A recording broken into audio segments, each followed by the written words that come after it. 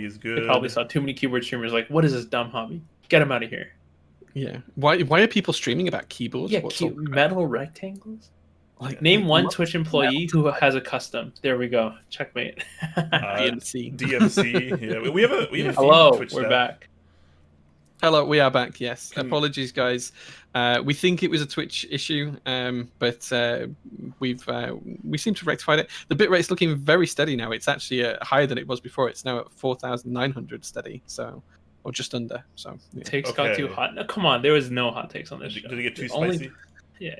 Is the quality good for you guys now? Are you able to see and hear us just fine? It's showing all green on my end, so hopefully we're good. Oh wait, someone heard that Twitch take? Oof, my bad. No. Probably, yeah. We good? Yeah, we're all back. Yeah. Okay. Thanks, so, guys. This was the future of ICs, right? Yeah, I'm trying to think. It was the expectations between new expectations. That was the question that Brian was just about to pose. So, Brian, do you want to repeat the question and then we'll go from there? Sure. So we were kind of in the midst of talking about interest check quality and format. And I'm kind of curious to get everyone's thoughts on if there are any expectations between veteran members versus new people, or should we be more lenient towards one or the other? Should we expect more from one or the other? I mean, obviously, it kind of goes without saying that these days, a lot of the more veteran, runners and vendors and stuff kind of know how to formulate their interest checks at this point. You get to see a lot of the same sort of thing. It's usually jam-packed with information. You get prototypes. You get all sorts of renders. Et cetera, et cetera. But how do you guys feel about this? Actually, Jay, how do you feel about it? Because you actually run interest checks, unlike me. I think that there has to be like a level standard of expectation of what people can and can't do. I think things should be smoother for people more experienced. You do have to cut people who are a little bit less experienced, a little bit of slack with things. It's going to take them time to set up their workflow and make sure they're doing things right. But preparation is key for that kind of thing. Like, running a group buy needs a lot of preparation, working with payment providers, making sure you've got the right space, working with manufacturers, understanding how long things are going to take, being clear with communication. I think it's a little bit easier to do once you've got some experience of doing it. I don't think anyone's perfect. I think I'm always learning, and all of the other people who run group buys and everything else are always learning on how to do that better, and the expectations change over time. But I do think that there should be like a minimum level of standard that we hold people to, and whether it's better or not than that will be then dependent on their experience, I think. And maybe that's how I want to position it. I don't know how you feel about that, Hugo. Yeah, I would agree. I think one thing is that I think some people who are new in running, even if it's their second group buy, they actually kind of almost set themselves up for failure. Like, let's say their first group buy, they were cool with it, 8 months. That's a little longer than the average 6-month wait time.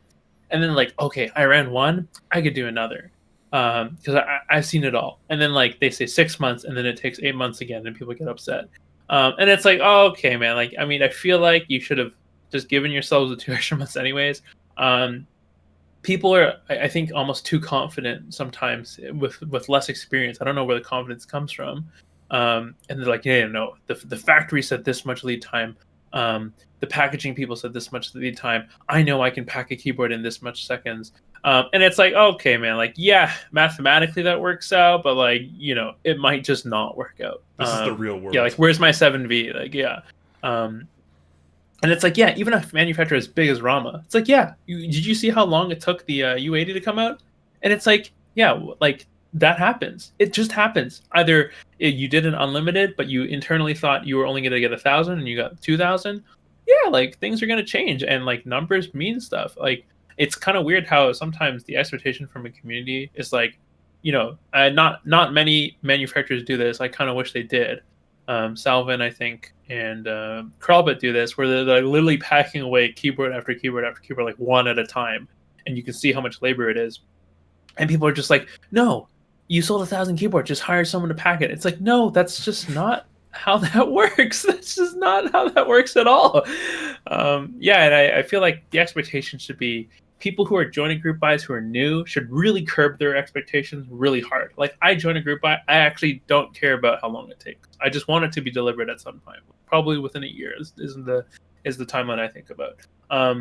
But people don't understand that. People really need to know, like, hey, 6 months lead time means 8. 8 month lead time means 12. And you should not assume otherwise. There's no reason you should assume otherwise. Yeah, one of the biggest things I get is people saying, "But you've had that product delivered today. Why aren't you packaging up and shipping it out?" It's like, well, I have to quality control it. I've got X amount of these to quality control check. That takes time. They didn't get delivered until 5 p.m. in the day. That means I can't start that process until tomorrow or the day after because I've got other things in priority queues, and things take time. And I think the two biggest things that new people to group buys underestimate, and I certainly underestimated these the first couple of group buys I ran, was how long does it take you to do any particular process, and how do you arrange with payment providers to make sure that they aren't going to stop your accounts? Those are the two biggest things I think anyone who's new to it needs to take into consideration. Yeah. Because we see so many group buys where they run it and they freeze their PayPal accounts because they're just not ready. Or it freezes their Shopify accounts or whatever, right? You have to build up that goodwill with the payment providers because they're taking a risk on you. So you have to make sure that that's worthwhile, and understanding what your funding cycle is going to be like as well.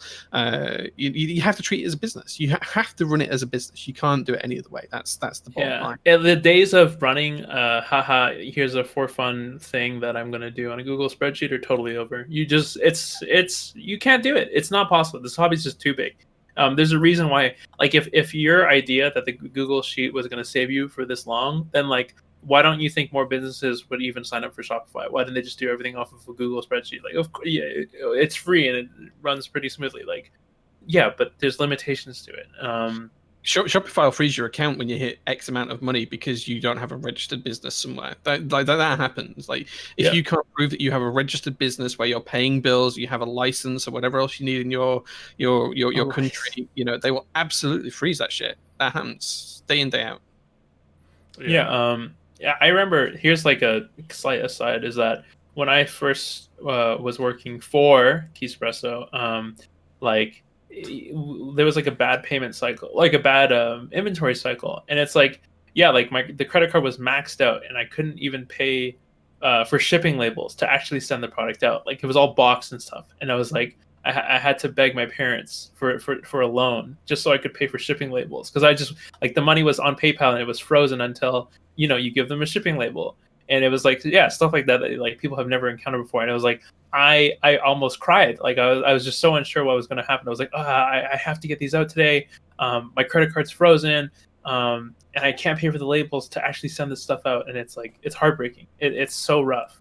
And people just think that, like, oh yeah, you should just send it out. What do you mean? Just send it out. It's not the same. Yeah. A lot of back end logistics that a lot of people don't really think about at all, from a consumer perspective, at least. And this is kind of the next kind of topic we're talking about is kind of financial limitations. A lot of the newer people running group buys, in particular, it's a very risky thing. Yeah. I don't know. I'm sure Jay has done this. I mean, correct me if you're wrong, but like, sometimes you just have to pay out of pocket for stuff. Like, you think the group buy was going to pay for it? No, you just have to suck it up. And again, with a premium hobby, like, this is a risk you take. You might just buy. You have to just be really be financially stable to be able to, like, suck it up. Yeah, you might have to drop 2K to cover some orders or something like that. Yeah, the original JR1 group buy, like, it was a prototype run and everyone knew what they were getting into, and there was some unexpected costs. I had to fund that out of pocket. That happened. Yeah. I think when I first opened with, like, trying to start a store or something like that, like, there's a lot of hidden costs that people aren't really ready for. And, like, sometimes they say, like, well, unironically, like, oh man, if my parents were a little wealthier, I could run the store even better. Or, like, I could probably get a loan out of them. Like, if my dad was like Donald Trump's dad and I could get a small loan of $1 million, man, I'd be so much of a better vendor. But it's like, but unfortunately, not all of us are financially equal. And, like, that's something we have to suck it up. And, like, before you start raging at a vendor or an interest check person or a group buy individual because they haven't delivered your report in time, and they say it's because of financial reasons, like, man, cut them a break. Don't do this to them. Don't bully them into the ground and say, oh, but he should have been able to do it.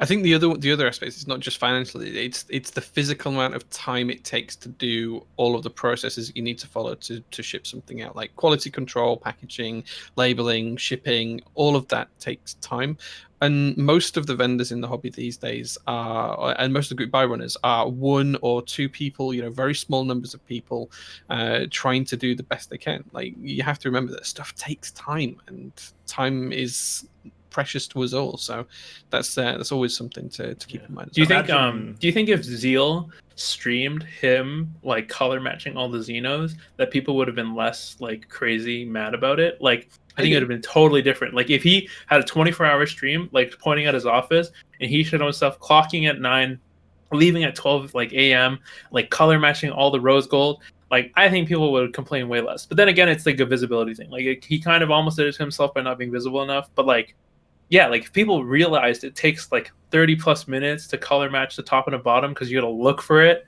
and then like put it together. Like, color matching boards can be.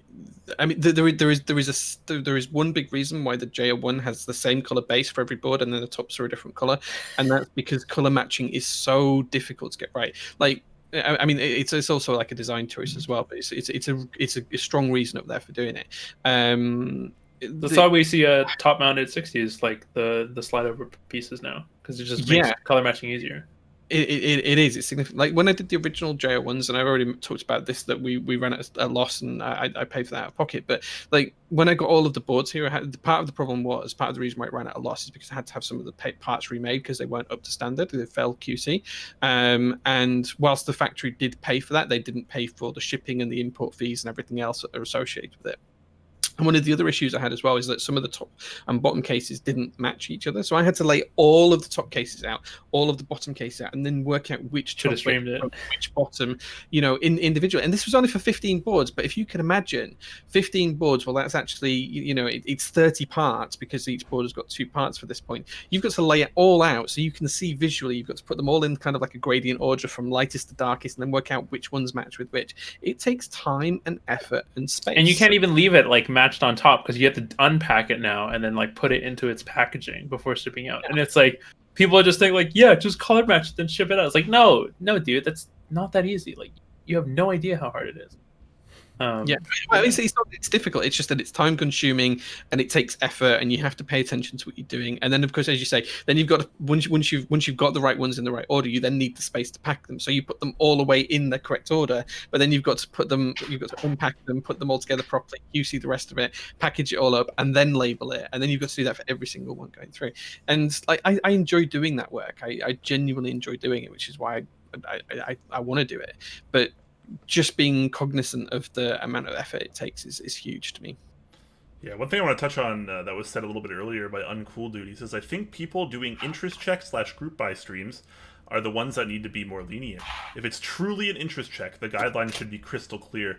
And one thing I want to mention is, obviously Top Clack used to do very, very heavy interest check and group buy kind of reviews, or hot takes, whatever you want to call them. And I used to get PMs from people that were like, you need to be like more critical, or you need to be like more harsh on this and that. And it's like, man, that's just not really like who I am. Like, I try to look at like the bright side of things, like the silver lining and such. Like, I don't think that like all products are intentionally bad until proven otherwise. And I feel like a lot of people kind of have that in their mind. But obviously, as someone that sort of touches on that topic, Hugo, how do you feel about that? I think it goes both ways. I think like, yeah, there's room to criticize something, because in my world, and this is my worldview, and doesn't have to be shared by anyone else, is that if you're in interest check state, you should be able to take criticism. You should have room. If your interest check is a fake group buy in disguise, and it turns out that I don't like your design choice, or someone else can actually point out a flaw, like I can look at the proto that you say is final, there's something like actually just super speaks wrong to me, like, yeah, I'm gonna point it out, I'm gonna like make fun of it, like, or like make meme about it, like, because if you stated it's interest check and then now you don't give yourself room to like actually pivot or change anything, that's on you. I don't think that's responsible on the person, on like the person looking at the interest check, because let's take away the stream for 1 second. If I'm a regular person and I finally saved up $600 to blow on a keyboard, and then I see like, oh, like that plate is cut out really weird, or like, oh, it doesn't support ISO, my favorite layout. Yeah, like I'm gonna point it out and I'm gonna ask them like, hey, can I like put my opinion on this? Because like I'm still gonna hold that opinion. It's not going away. The only difference is that I'm doing a live stream of it and that person isn't. Yeah, definitely. So just kind of wrapping up the IC talk, we can kind of roll right into what is kind of a pseudo last topic. However, they kind of go hand in hand. I want to touch a little bit on gatekeeping as well. I know ICs tend to be gate kept pretty hard, and which is why we see a lot of like true criticism as opposed to constructive criticism. I'm trying to say that in a nice way. Yeah. But I know something that you kind of wanted to touch on, Hugo, is just like I know you're a big fan of all the new vendors popping up and so on and so forth. Oh god, yeah, I love growing the community. Yeah, of course. But yeah, obviously with overall community growth, we're going to see a lot more things like vendors and makers, designers. Use whatever terms you want. But how do you kind of feel about that? There's actually like a lot I want to talk about it. I don't know if we have time, but okay. So one, I think gatekeeping is obviously as a whole, gatekeeping is probably bad. But when we get into the finer point of things, there are things that need to be not like violently gate kept, but like things are like, hey, like before you do X, you should do Y. Things like that should probably exist. Like before you just go out of nowhere, run a group buy, maybe you should do a private buy. Like maybe you should, like this sounds really shitty, and we're gonna use the I word again, influencer. You might actually want to send out like some protos to a couple of influencers. You might actually need to do this so that you can prove to at least those 5-6 individuals that you can produce an item that is going to be criticized by people who like have an eye out looking at stuff before saying I'm ready to run a unlimited group buy. You should honestly vet yourself to prove to other people that you don't need to have someone like dissect your ability to run a group buy. Yeah, Dale Stale says, "Hot take: gatekeeping on a certain level is necessary." That's a cold take. That's just true. That's That's true. That's pretty true. That's definitely pretty true. Yeah. What about you, Jay? Do you have anything to add to that? I think it's difficult. Like I'm all for new makers and vendors and things like that. Like I know Hugo said growing the hobby, yay! Like I genuinely I am. Like I want to see more people in the hobby doing things, and the more the hobby grows, the more availability there is for people to. Like I said before, the whole reason for doing prototyping is so I can help people fund their prototypes and make things that they want to do. That's literally the reason why I set the company up. What I am kind of wary of is a lot of people creating vendor sites and creating sales sites without having necessarily the right backing in place. They're not necessarily a registered business. They're not necessarily got the right funding in place. It's just someone who's doing it from their small box room in their house or their mum's basement or whatever. I am really nervous for that kind of vendor. Not because I don't believe in them or I don't believe in their passion, because I absolutely do. They wouldn't be doing it if they weren't passionate. But what I am worried about is that if things go wrong, what kind of steps have they got to try and rectify things? Like, I think if you're going to step into that world, you need to be very careful and really think about what you're doing and why, and making sure you're putting the right controls in place to make sure that it's you've got coverage or you're going to be okay. I think that's kind of key for it. Noodle Noob says Hugo's ears. My ears are burning. Are they? I'm checking right now. I can't tell if they are. Is it because I'm drinking? Is that your comment? It's because I'm Asian. Good. I think because I was kind of like generalizing, saying that some new vendors doing it. Oh yeah. No. It's because obviously because like I actually started in my mom's basement and whatnot. Yeah, I wasn't picking on you, Hugo. No. I don't think you were either. I don't think you were. Like. You wouldn't be doing what you were doing if you didn't have those right controls in place to make sure that you were doing the right thing. Yeah, you already talked about financially, contrary to popular belief, like I wasn't like I'm not super rich, but it's like I work a full-time job that pays like pretty decently. Like I'm okay for myself. Like if I wasn't running this hobby, like I would be doing much better. But it's like I was financially able to do this, at least at the start.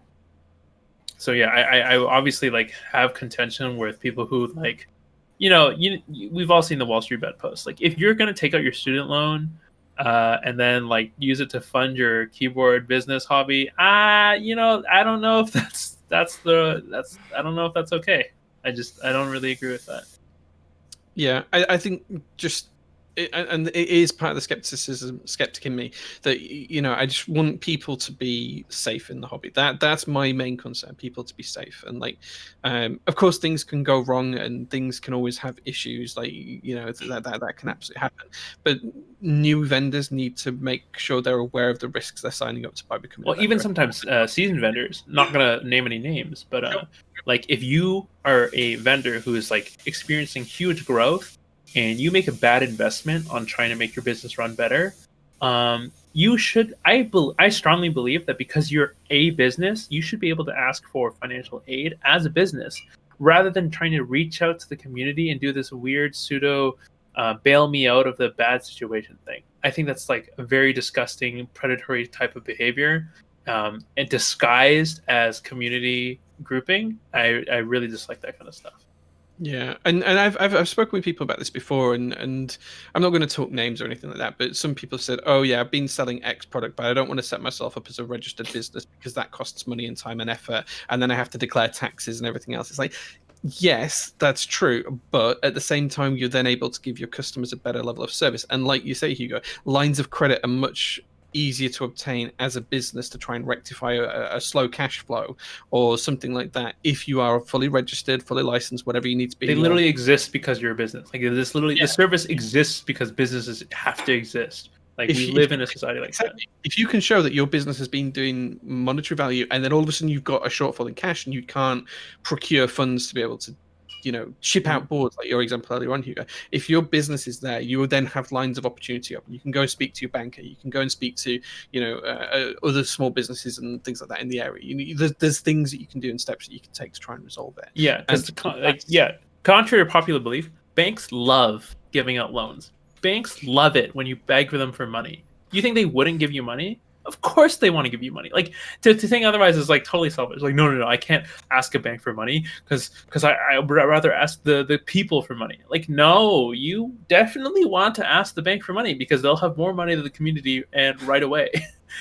But yeah, definitely something to keep in mind. Something I want to touch on now is something that we talked about a little bit yesterday, Hugo. About the over optimization and kind of the industrialization of the hobby and how this may affect the quote unquote custom aspect of the community. Yeah. So a certain, not a hot taker, but someone who thinks they make mild takes but are nuclearly bad takes, recently went on stream to make a claim saying like, oh, X big company will mass produce quote unquote custom keyboards and this hobby will die in 5 years. And I like obviously want to disagree with that person fundamentally, but also, I mean, there are like minor truths to that. Because like one thing is if the hobby gets so big that we have constant manufacturing of like, I think Rama is the closest person to it. A consistent outflow of custom, quote unquote, custom boards. At that point, does it really remain as a custom board if it's mass manufactured?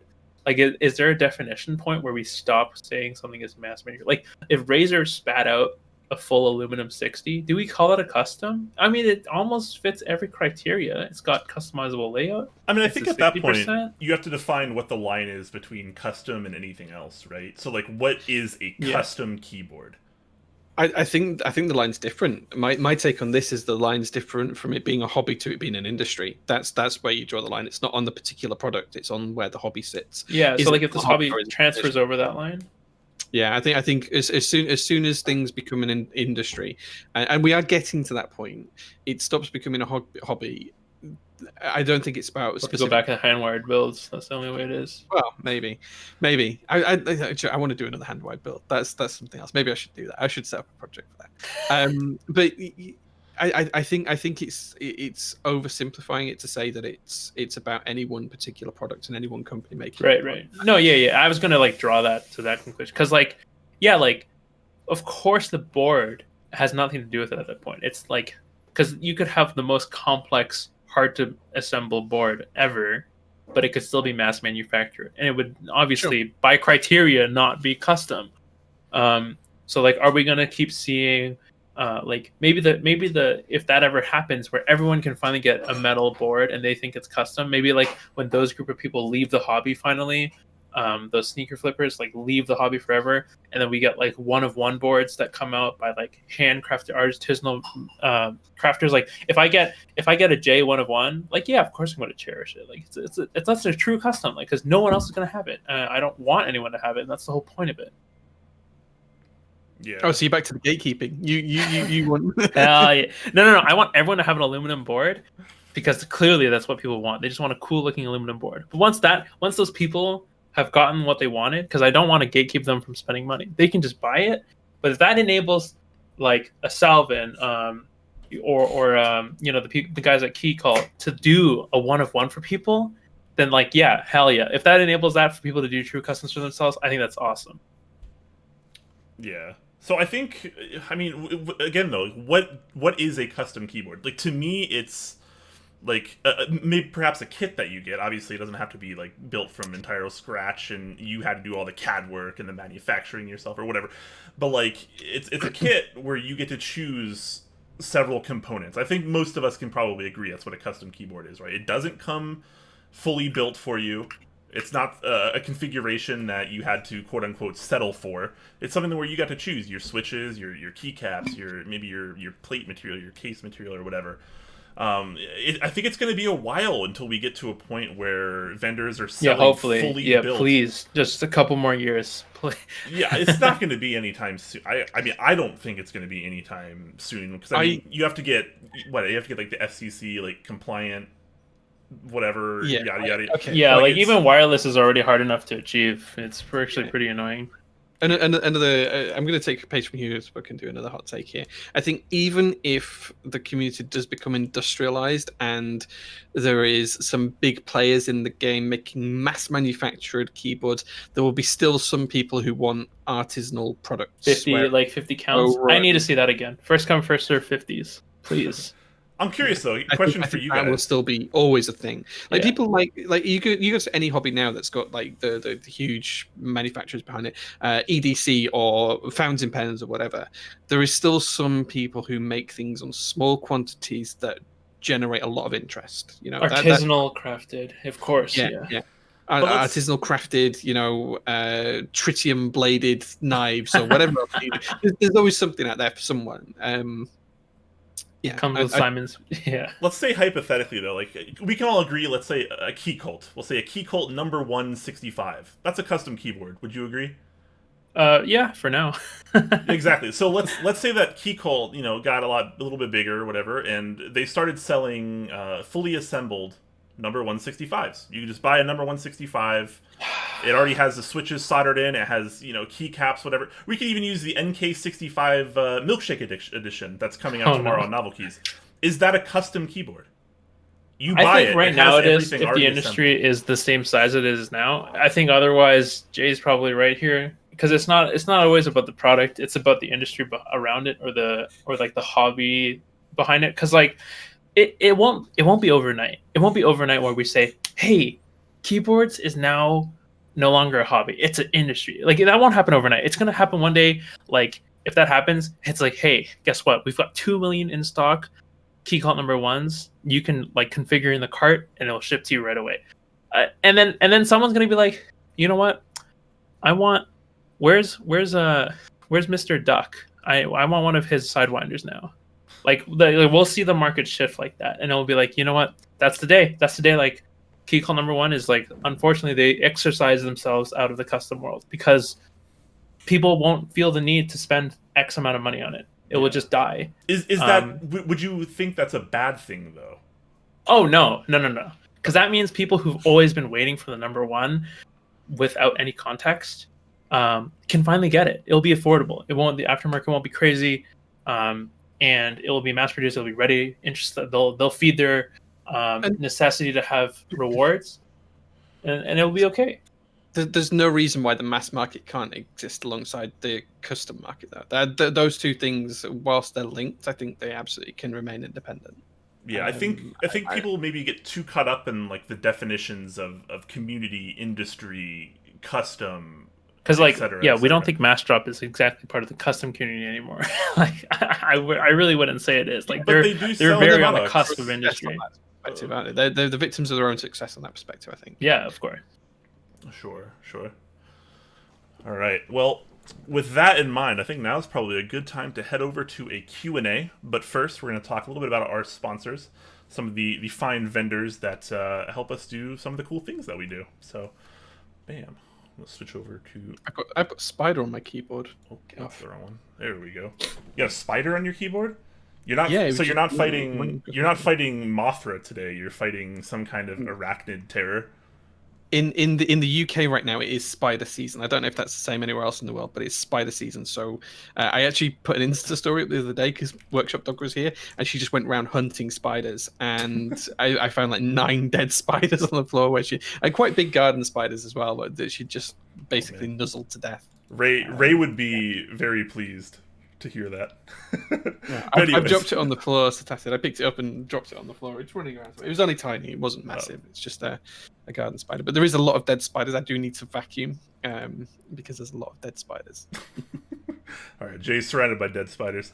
With that in mind, though, we will be moving over to a Q&A momentarily. So if you guys have questions, feel free to start asking them now. Use the @TopClack tag and ask away, whether it's keyboards or otherwise. Obviously, we have Hugo here with us today.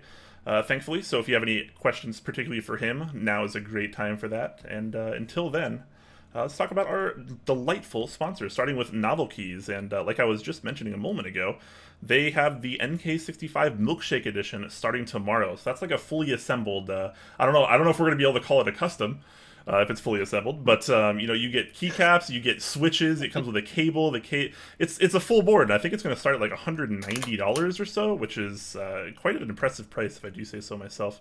If you're not in the market for a keyboard, maybe you just want some key sets, GMK Sloth is currently live now, so that's been on a lot of people's waiting lists, as well as Monokai Material, which I do believe is ending relatively soonish. And if you're not a fan of Cherry Profile, maybe you're a fan of SA Jadeite is still live right now as well. So that could be something for you. Maybe if you're not in the market for key sets or keyboards, you just want some switches or stabilizers, they probably have you covered. I believe the Novel Key Silk and Dry switches are still on the way, so they haven't been restocked yet, but hopefully those should be coming soon. But he's got pretty much something for everyone, so definitely something to consider. And if you're buying something in stock, make sure you use the promo code Clack. That'll get you 5% off, and it'll show Mike that maybe you like us even a little bit.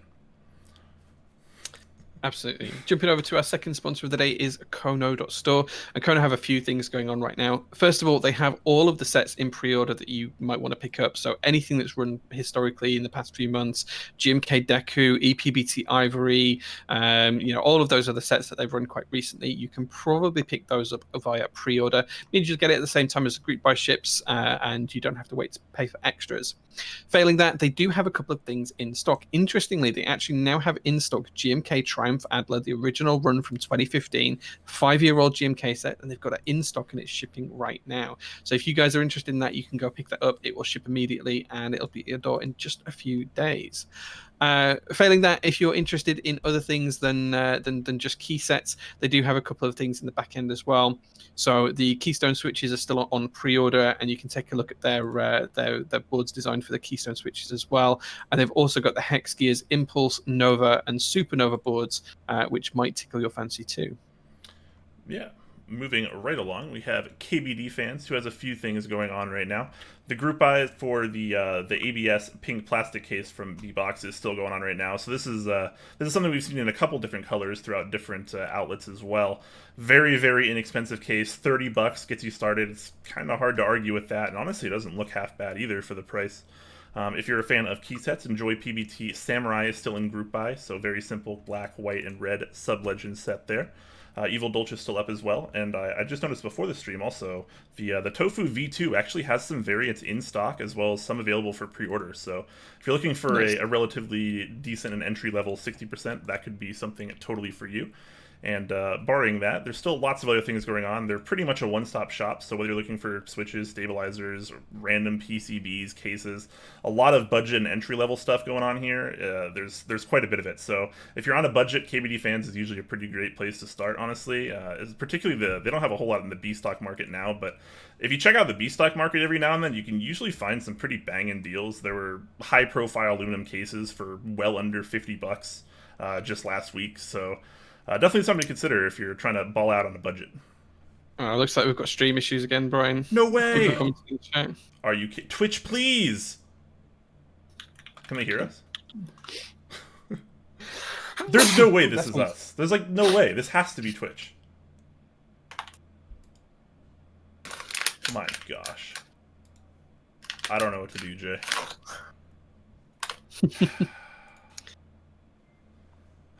See how many frames. So this is zero. Wait, 0 frames dropped? That can't be right. It's definitely a Twitch side thing. Looking at the bitrate, it looks like it's a Twitch side issue. It's got to be Twitch. Can you guys hear us? Oh, are we back yet, or is it still buffering, guys? It looks like it's still buffering for me. Oh my gosh, what is Twitch doing today? Audio okay-ish. Oh my gosh. Maybe we're not even gonna be able to do a Q&A. Sheesh. Apparently, Uncool Dude says it's the KBD fan site that's causing it. What, aptly timed? Bitrate's looking stable. Wait, why was the bitrate at 8K? What the heck? Hold on. Now it says our stream quality is good. Yeah, like the bitrate's been fine as far as I can tell, but Twitch is having problems in intercepting it or something. I don't know. It's interesting because it doesn't look like it's your side from what I can see here on the stream manager stuff. It definitely looks like it's Twitch's side. Yeah, I don't. Everything okay, on so my audio end seems okay normal. Well, whilst the audio is okay, we might not be able to show it, but you should go check out the Mechanistic site as well, guys, because the E Ultra Hot colorway is now in full view for you to see. You can kind of see it on the frozen screen on stream there, but definitely go check that out. And Leandron's also teasing some new Mechanistic branded switches as well, so definitely take that as a check, because those switches look really interesting, and I'm keen to see what they look like. And of course, Leandron is a wonderful, wonderful human being as well. So definitely check that out. Okay, looks better. We're good. Okay, you're back. Uncle Dude, what you probably don't realize is Brian's had that KBD fan site loaded on his browser, on his screen, all the way through the show. He just hasn't turned that particular panel on. So it's always been there. It's not changed on his PC, so it shouldn't be that. I'm trying to find a better picture of the E Ultra Hot color. There's a couple of teasers on the site, but I think it's been in his Discord server, so you should go check out his Discord server as well, because there has been some good pictures. He's been posting. Yeah, I'm in the Mechanics Discord server, and he's been posting a lot of pictures of the new color, and it looks really, really good. I got to be honest. Yeah. Sponsor spot aside, I'm flipping back to our 3-person view now, but yeah, definitely really, really cool color. Very interested in that. Yeah, so definitely go check out Leandron's site, show him some support, and check out his Discord if you want to see more of that E Ultra colorway. I'm not usually one for that kind of color, but I genuinely kind of like it. Like, I'm kind of excited for it. No, it's fun. It's hot, man. It's a hot color. Anyways, are we good now? It's showing some minor issues for me again. Dropping 26%. Seems like we're okay. Seems like we're okay, guys.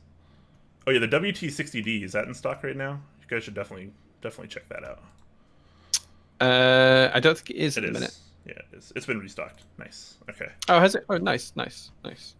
All right, guys. Can you see us?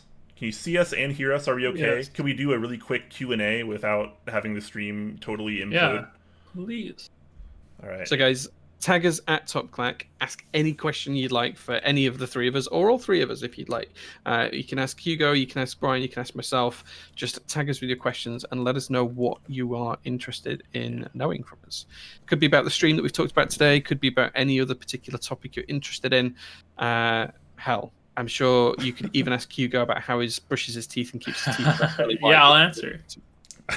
I think this is the first time we've entered a Q&A without Q&A questions. Like, that's because the stream got there's scuffed well, halfway that's through true. the thing. I think Everyone's just talking about how Yeah, scuffed it is. ask me how I stream with I'm just kidding. Oh my gosh! Yes, Q&A time, guys. I even put the fancy Please. new tile up on the stream. Hopefully, we won't have any more connection issues, but obviously, it might be on Twitch's end, so we can't really promise anything. But we'll try to get through a handful of questions before we head out for the day. Yeah. Chat's quiet. Chat's really Chat quiet. is quiet. Well, Come chat's on, not- there's like almost 100 people here. They're not I've got quiet. a couple of questions for you, Hugo, whilst we're waiting Sure. for them to come through. How long have you been in the community? Because like I've only been generally aware of you for maybe the past 2 years or so, as like a person. And I know we've never really connected before. We haven't had a chance to. Oh no, I've been like, I don't think I've even been here for a full year. I will give myself like only that much time. Oh really?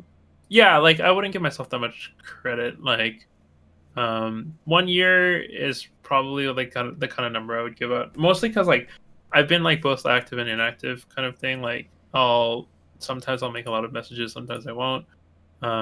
Because I tend to like, I don't know, maybe sometimes I'm too close to fostering my own community, so it might seem that way. But like I know recently that and the reason I wanted to do the show is because like one of your viewers, I don't know if they were your particular viewers, reached out to me and like had some comments that I wanted to address. Like they were saying like, oh yeah, like your personality is really bad, it like closes off the community. And I really wanted to like clear that up. I really didn't want people to like who watched me to think that I would be like, the true takes here and like use my opinion as gospel or something weird. Yeah. Derpy Bird is asking, what headphones is everyone using? Oh my god.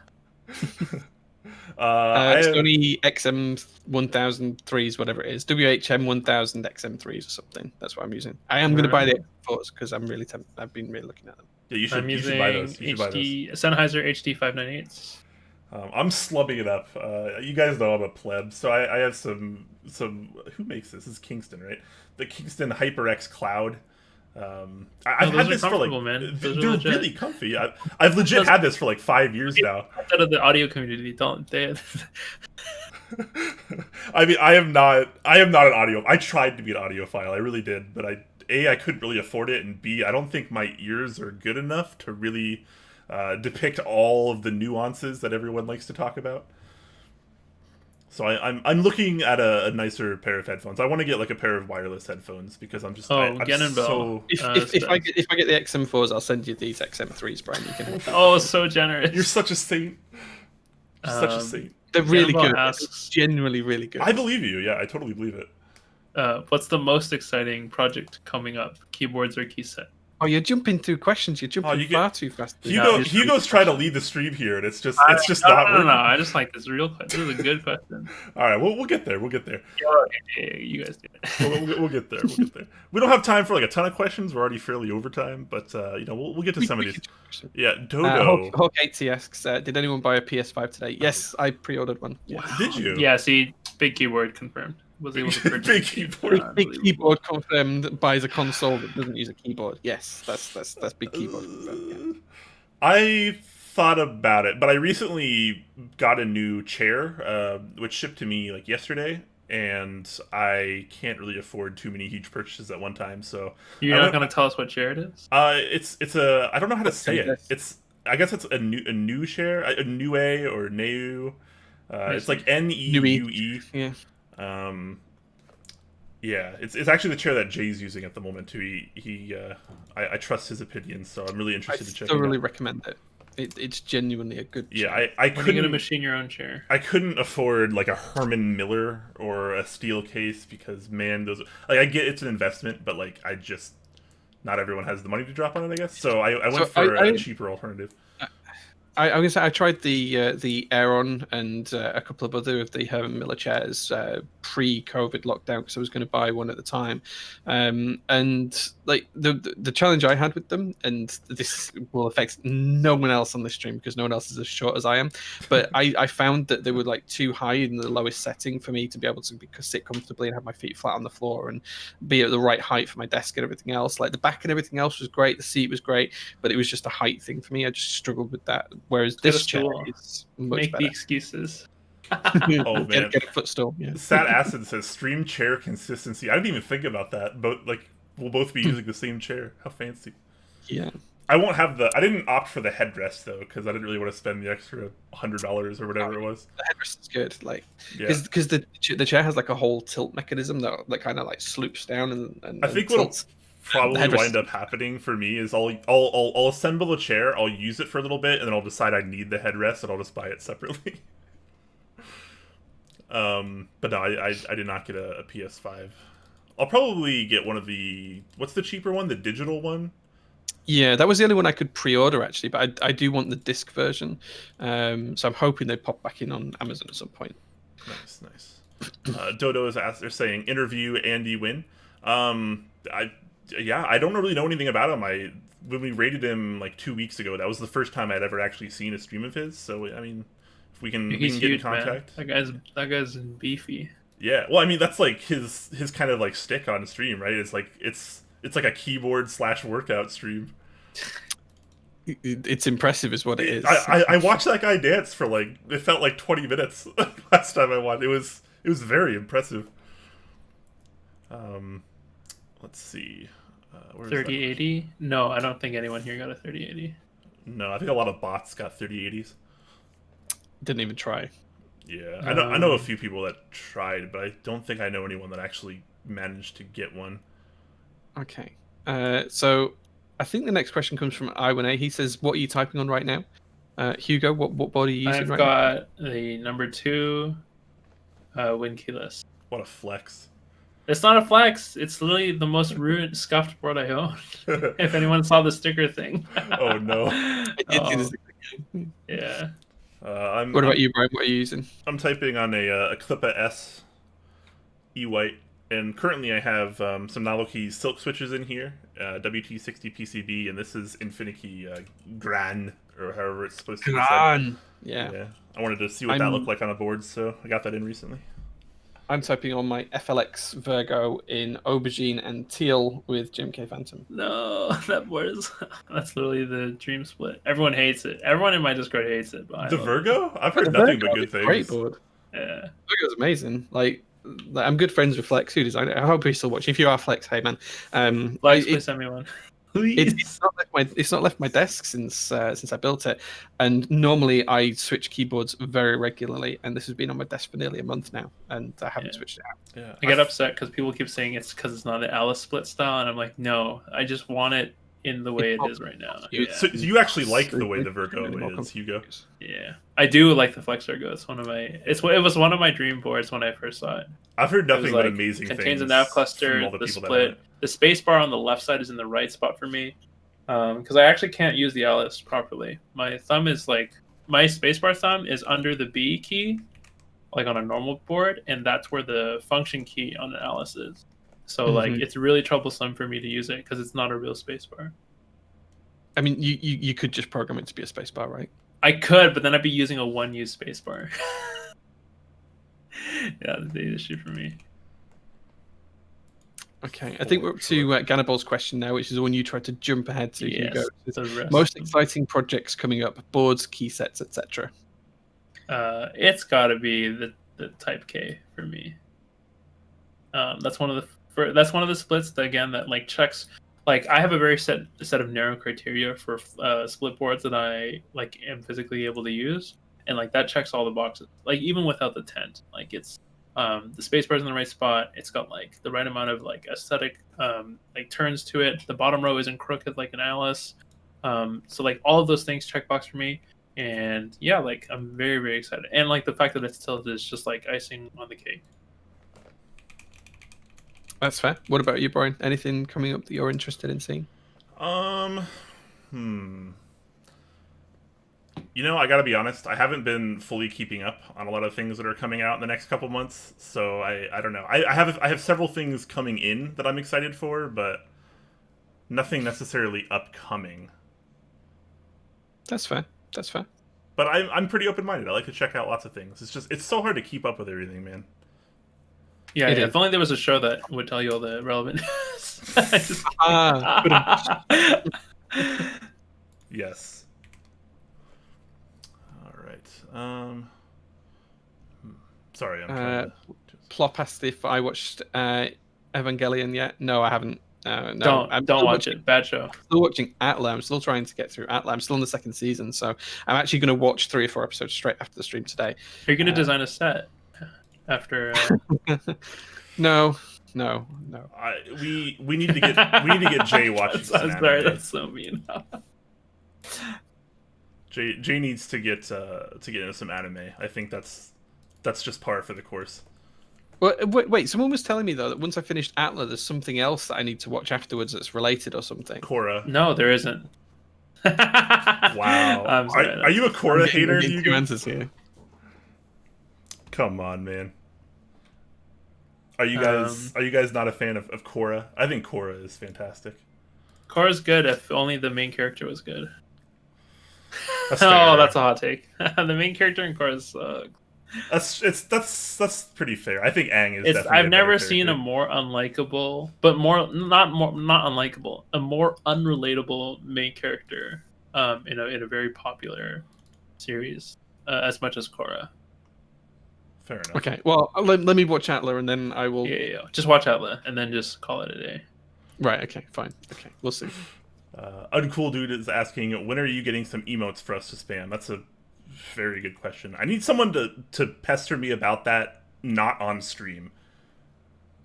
I need Because I can always, make you like- one if we can get a forehead of Jay if he ever gets really heated. Be a perfect molding moment.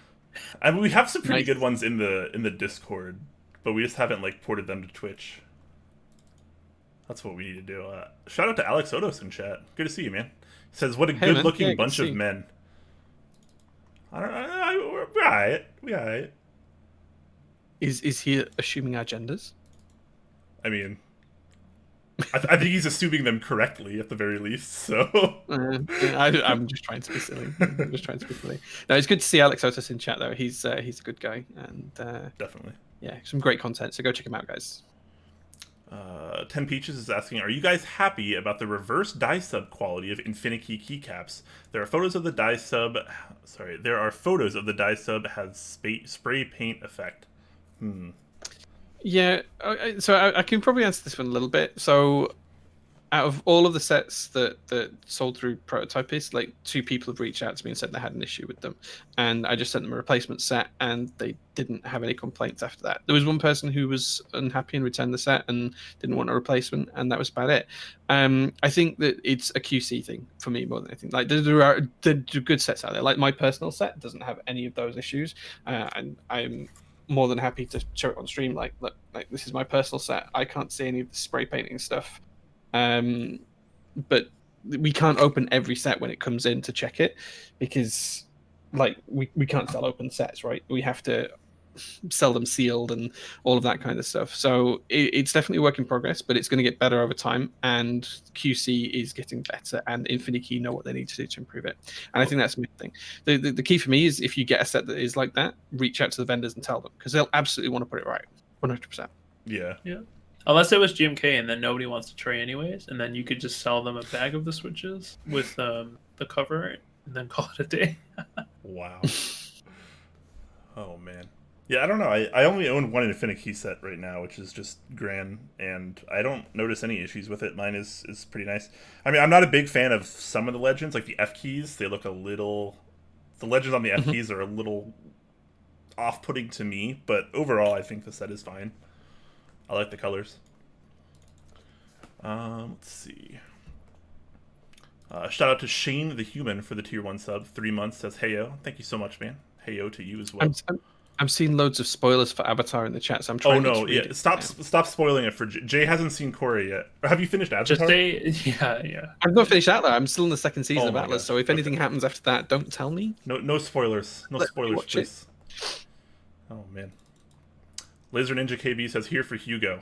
Yeah, aren't we Thank all? you. Aren't we all? Yeah, but now you're here for Jay and Quakehost. A 3-for-1. Yeah, A and three sum.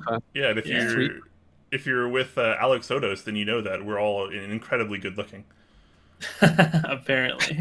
Apparently, yeah. Oh man! All right, well Hey, I think one of the 3 people here are married, so someone out of good lucky. There it is. Allegedly married. Allegedly, yeah, No, yeah, no, allegedly. Yeah. I think it's a funnier. I meme don't. if We just still don't have a assume you're not. timestamped photo, so it can't be true. Yeah, Yeah, it's not I'm true, gonna need yeah. you to timestamp your wife, Jay. Yeah, no shoe on head with a timestamp. Unbelievable. Yeah. We also need banana for scale and cat tax. Because Cool. internet. Okay. I don't. What about doggo tax? Will that do? Because I don't have a cat. Nah, sorry, you failed already, Jay. Yeah, you can't do it. You don't know. You clearly don't know how the internet works. Imagine being a dog person in the keyboard community. That's. I'm just kidding. Oh my gosh! All right, well I think now is as good a time as any since we're caught up on questions to head off. It has been a lengthy stream, and I do apologize for that. We obviously had some tech difficulties that we are pretty sure was on Twitch's side, so the VOD on this is going to be split, unfortunately. But hey, that's just the way it works sometimes. So yeah, let's get ready to head off, guys. So thank you all so much for watching. Definitely check below the stream. You can find outlets to lots of things there. You can come join our Discord. You can talk about your favorite pizza toppings, or your favorite anime, or maybe even keyboards if you want. Definitely something for everyone there. And yeah, so any closing thoughts, gentlemen? Let Hugo go first. Go and do some shit. Yeah, please, no more bad takes memes on MX Browns. Please, if there's one thing I want you to take away from this stream, aside from me not actually being totally toxic, is no more bad memes about MX Browns. Please, I'll do anything. I will DM you $5 if you made a meme, and then you're not gonna post it. Okay. Okay. That's it. Dude, I'm gonna rinse you for that. Like, Oh my god, please. Yeah. Okay. Oh man. Feel free to spam your channel link, by the way. Oh yeah. You guys can find me at twitch.tv/HugoKeys. You can visit my friend's store at keyspresso.ca. And you can also find me on YouTube, although I don't post very often there, at youtube.com, and then you search Hugo Keys. Nice. Imagine using. Yeah, YouTube. imagine having a custom YouTube link. Impossible. Can't be done. Awesome. Cool. From me, come check out the build stream on Sunday, because there will be a build stream this Sunday. The board I was going to build last week has finally turned up. It is the Canoe Gen 2. So I'm going to be building that in the EVA colorway. Yeah, which is going to be interesting. So I want to check out the new foot mechanism they've got and a few other bits and pieces. See what you guys think of the colors. I'm happy for you to tell me that the colors are wrong or bad or whatever, but we'll talk more about the board on the stream. Oh man, fantastic! I have some upcoming build streams as well. Nothing 100% timed yet, but I have some. I lubed up some glorious pandas. I'm going to be doing a build with those soon to check those out. I also recently received some of the upcoming Shoko switches, which I believe are a recolored JWK, but they feel really good. Yes. I like the spring in them. I'm lubing those up currently, and those are actually going to be going in a Tai Chi keyboard, so that's going to be pretty awesome as well. So definitely lots of upcoming build streams, but we're just trying to get there, But anyways, hopefully you guys enjoyed the show as much as we enjoyed bringing it to you guys. Hugo, thank you so much for taking the time out of your day to come talk with us. Yeah, thanks for having me on. I really appreciate it. Yeah, man, no problem. Make sure to go check out Hugo, twitch.tv/HugoKeys. You can go just take in all of the hot takes. All of the hot take are him. Hot takes every Monday with our favorite hot taker, Mr. Fuzzy. Can we start calling, like, you know how there's like a so-and-so Andy? Can we start doing a post-count Pudsey? No, it's the React Isaac is what we call it. Okay. That's fair. That's fair. Only real memers know that joke. I am not a real viewer. Someone in chat reminding me to raid, though. Definitely, thank you for reminding me. Who are we raiding today? Who's on right now? Let's I don't know. There was like 12 other keyboard streamers before we went live, so let's see how many of them survived. Yes.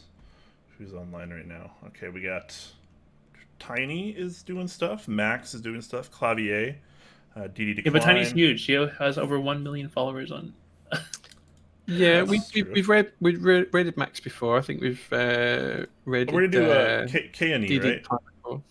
We haven't done K and E, right? Yeah, we can do Keone. He only has. Yeah, we haven't he only raided has a Keone few before. viewers. Let's do that. Yeah, Let's do that. he's a good guy. Let me find him on this list. Keone. All right, guys, we're gonna go over to Keone's chat. Is that how you say it? I actually don't know. It's I feel like- Keone. Keone. It's like Okay, Keone, my and then, apologies. So we're gonna head over there and say something wholesome. That's what we're gonna do. Yeah, tell him Max his Up hat- is huge, guys. Okay, please. Yeah, we've rated him before too. We try to rate someone like different every time, so we're not like constantly doing the same one or two people. So I'm Yeah, we queuing up can't to rate rate the for same that. people all the time. Got to Yeah. be something new each time. But yeah, All right, go tell him guys. his hat looked good. Yes, some kind of wholesome compliment. That's what we're in for. All right, guys. Have a good rest of your day or night, and let's go over there. Wait.